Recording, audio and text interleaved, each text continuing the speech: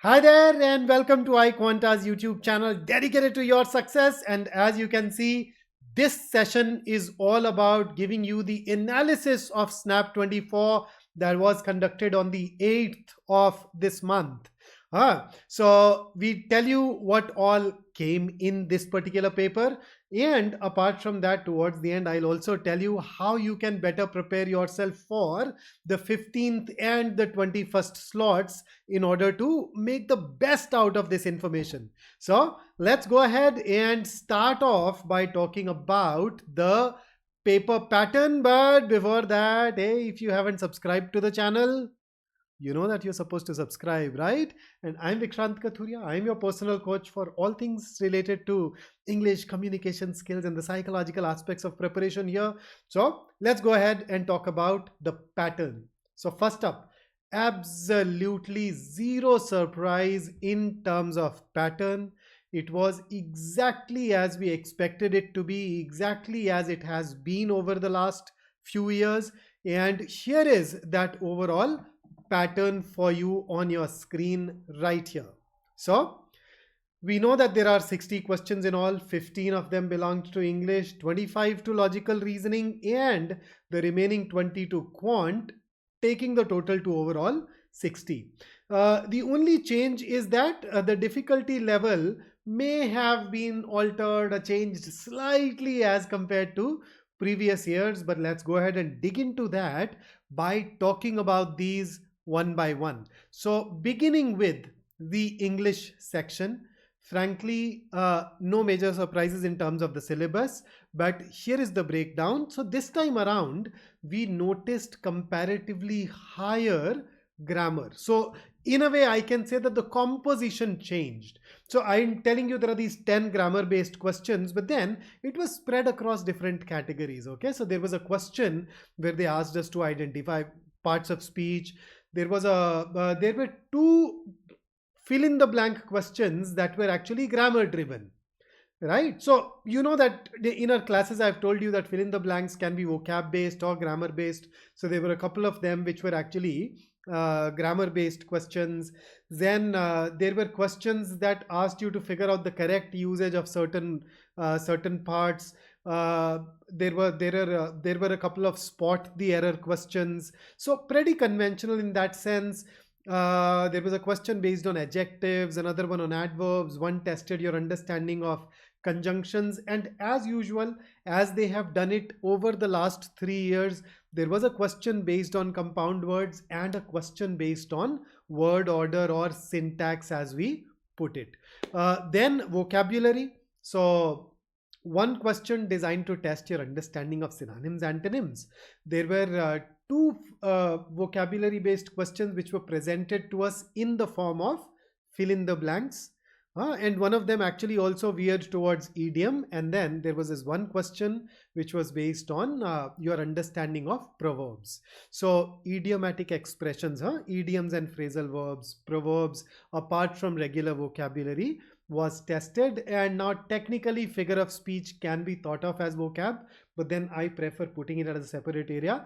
So figure of speech is another one of those things that you do want to go ahead and have a look at. So that's basically English. Then if I talk about the most voluminous section of them all, the reasoning section, I think it'll be difficult for me to capture all the questions on this slide. So let me take you over to the next one that gives you a rather detailed breakup of what all got asked. So as usual, there were questions. So I'll just run you through the list. So notice analogies, statement assumption, cause and effect, syllogisms, blood relations, CR, four questions of critical reasoning. And then there is this linear arrangement question, one decision making, which is kind of course of action, and then calendars, series, etc. So on the whole, if I look at it in terms of composition, no surprises really. So the non-verbal reasoning part was pretty standard. That is what we actually expect it to be. The verbal reasoning part, again, along the expected line, except for the fact that I usually expect paragraph-based critical reasoning questions to be on the fewer side. So no, not exactly 4 questions I typically expect. 1 or 2 questions in such an exams I typically expect statement assumptions, statement conclusion, etc. to be on the higher side. But because there were more critical reasoning questions, it basically means that the paper becomes a tad bit lengthy for us. Beyond that, nothing really. If I compare it to the last year, the overall difficulty level was a little bit higher, and we know that that should actually go ahead and reflect in the cutoffs as well. So let's see how that plays up or plays out. Then the quantitative part, once again, no surprises there. Paper was in fact rather easy. Maybe some of you can call it easy to moderate, but here is a detailed breakup for you. So algebra, bar graphs, numbers, averages, pretty standard paper.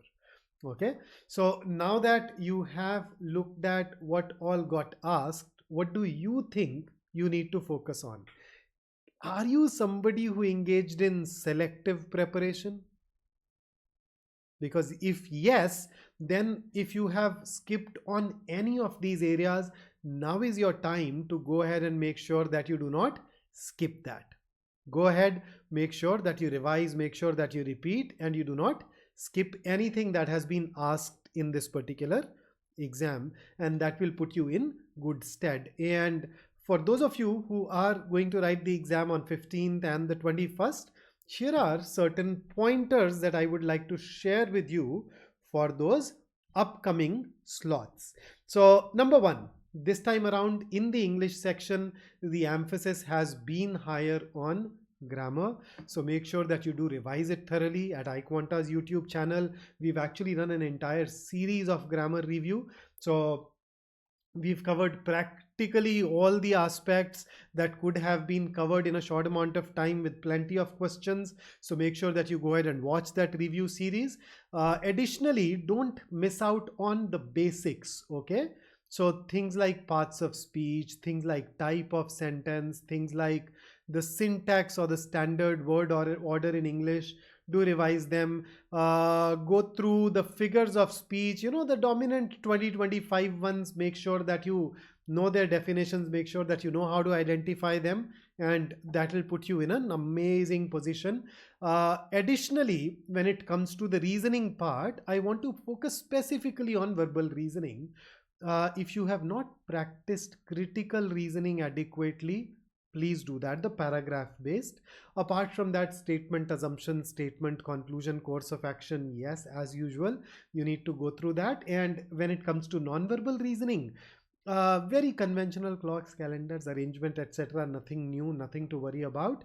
And same goes for quant, but there are two things that you do need to pay attention to, and they are question selection and speed. And I'll tell you why.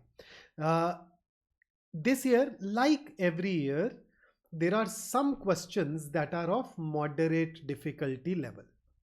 So SNAP is an out and out speed based exam where if you get stuck with the wrong question, that can actually set you back. So make sure that you know your strengths well, and make sure that when you are going through a question, especially in that reasoning section, if it's a question that you are not very familiar with, or you know it takes you a long time, or it's a question where you have to go through a lot, for example paragraph based critical reasoning, etc., deprioritize them. Go through those questions that are easier for you, those questions that are less time consuming for you. And don't forget that out of 60, I mean, going by the previous trend, you're basically targeting around 42 to get a call from SIBM Pune.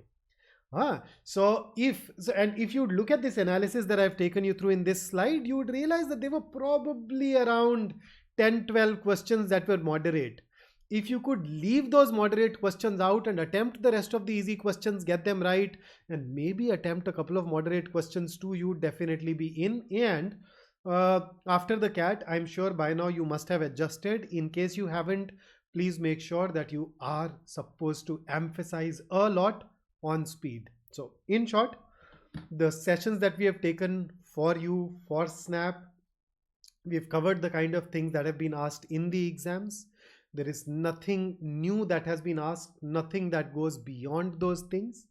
So make sure that you do revise those things, make sure that you keep on practicing, and you keep these 3 specific things in mind in order to perform even better in the upcoming slots. So that's it for me. We will meet you once again with the analysis of the subsequent slots as well. And those of you still going to write the exams, good luck. You are the best. Okay so go ahead, एकदम paper हो जाके फोड़ डालो, और जाने से पहले यार वीडियो को लाइक जरूर कर देना, और अगर चैनल सब्सक्राइब नहीं किया तो हाँ ओके चलिए, I will see you in the next one. Until then have fun, and if you need our help in any which way, drop a comment below and we definitely get back to you. Take care. Good luck once again.